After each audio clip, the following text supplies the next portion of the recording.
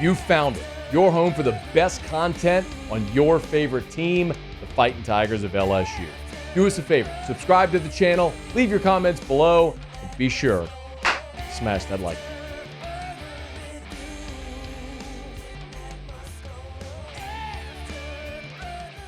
One day after LSU reportedly promoted Joe Sloan and Cortez Hankton to be the co-offensive coordinators, something we've obviously been talking about for a while now, Brian Kelly has also reportedly filled out his coaching staff. Matt Zenitz, I believe, was the first to have it earlier today that Slade Nagle will be LSU's tight ends coach. Again, that shouldn't be any surprise. We've been telling you Slade Nagle's name. It's like the worst kept secret in Baton Rouge, these staff hires. You know what's weird?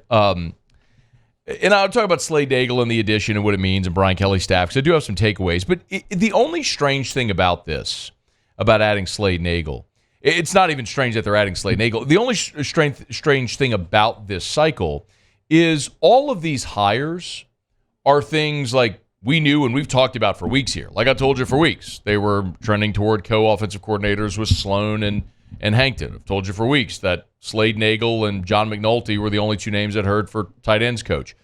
We told you for weeks about the Corey Raymond stuff. I mean, the point is, all of this stuff that happened, we've talked about. It was like the worst kept secret, but it just took them a really long time to get around to formally announcing it. And with respect to the co-OCs and Slade Nagle, they still haven't announced that. So it's almost just like, why? And look, it's Brian Kelly's prerogative how he wants to put this out there. I mean, I'll remind you, a year ago, the Brian Polian news, we didn't learn Brian Polian was leaving staff until February 21st. It was after the February signing day. So I don't know why they're putting this off and taking their time to make these announcements, but everything we have talked about and anticipated would happen has happened. The only thing is, it kind of gives you pause. You're like, when it sounds like it's done and then there's no announcement, you start to wonder, well, is it really done? Is something else going on?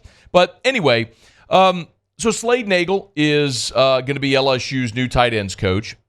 Again, the last 8 years at Tulane as tight ends coach, and then this past year as offensive coordinator. Willie Fritz left to take the job at Houston. Slade Nagle was the interim head coach for Tulane in the bowl game, and did not go with Fritz to Houston. So a little bit of the thumbnail on Slade Nagle, if you're not familiar, he's from Lake Charles. Went to McNeese, actually played football at McNeese, and sort of bounced around in his coaching career. He did a one-year stint at LSU. He coached special teams at LSU in 2009. But aside from that, he bounced around at points in between before landing at Tulane, where he's been for the last 8 years, and now is headed back to LSU. So I love this hire. And while there's a lot of places in college football where the tight ends coach may not be a big deal, I mean, that's one of those jobs where at some places you don't have a tight ends coach. Like it's a shared responsibility. Like the offensive line coach also coaches the tight ends. I mean, or you're the tight ends coach / special teams coordinator. You know what I mean? It's not a standalone thing. But on Brian Kelly's staff, tight ends coach matters.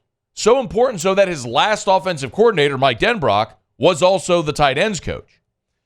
I know I've given you this number before, but in Brian Kelly's time at Notre Dame, he had 8 tight ends drafted. I'll put some perspective on that.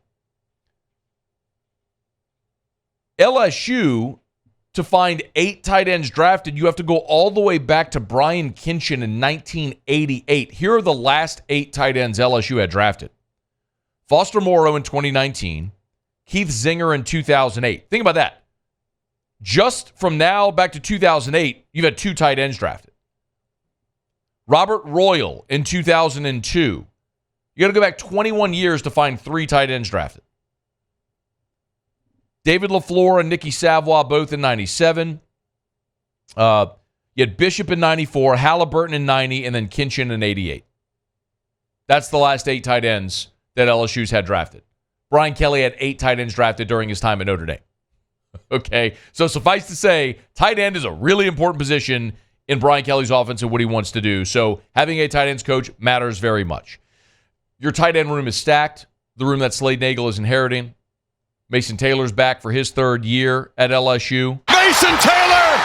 And, of course, last year you signed the great tight end class with Mac Markway, Kamorian Pimpton, Jackson McGowan, who McGowan is now transferred to Wisconsin. I think he just saw the writing on the wall, really stacked room, and he was going to get a better opportunity somewhere else. And then you're bringing in Trey'Dez Green as well from Zachary, one of the top players in the state of Louisiana this year. So those 4 tight ends right there are an incredibly talented room that Slade Nagle is going to inherit. And he's also got a reputation as a really good recruiter. So all the boxes this checks. My one gigantic question remaining now that the coaching staff is complete is, what are you going to do about special teams? That lingers. You were awful 2 years ago. You were marginally better this year, and you still have not brought on a full-time special teams coordinator. So the assumption is you're going to divvy up the duties again, just like you've been doing the past couple of years, and that has not worked well for you. So I guess it's hard to give anyone the benefit of the doubt here because it's been so bad the last 2 years that I don't know why we realistically believe it's going to be different. What's the old saying? The definition of insanity is doing the same thing over and over again and expecting a different result. That's my giant question here is special teams, what do you do? But now with this staff completed, the on-field assistants anyway, when you look at it in total, there is a very obvious commonality among every member of this staff. Every single one of them is from Louisiana or is coached in Louisiana. Seriously. Joe Sloan, 9 years at Louisiana Tech before spending the last 2 at LSU, going his third year at LSU. Cortez Hankton, from New Orleans. Frank Wilson, from New Orleans, coach at LSU, head coach at McNeese, back at LSU. Brad Davis, from Baton Rouge. Slade Nagle, from Lake Charles, coach at McNeese, coach at LSU, coach at Tulane.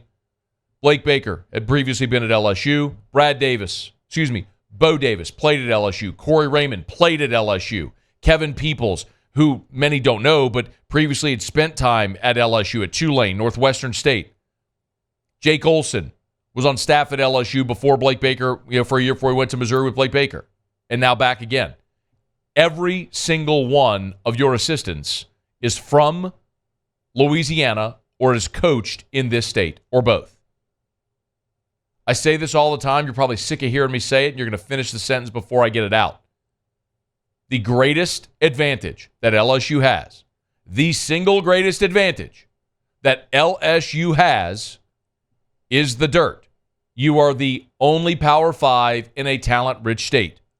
Nick Saban showed you the way more than 20 years ago. Put a fence around the state, recruit the best players in this state, and you can win national championships. That's why the last 3 coaches at LSU have won national championships, and why Brian Kelly is trying to become the 4th. It might have taken him 2 years to figure it out, but he figured it out. Because you don't see any lingerings of Brian Polian or Kerry Cooks or any of the guys that Kelly brought with him here. He has conceded. He has delegated to say, hey, Frank Wilson, Scott Woodward, Verge Osbury, help me build a staff here that's going to bring the best players here that are also guys that know how to coach their positions. Okay. And this is what you have. 10 guys, every single one of them from Louisiana, played at LSU, coached in Louisiana, some combination thereof. I love it.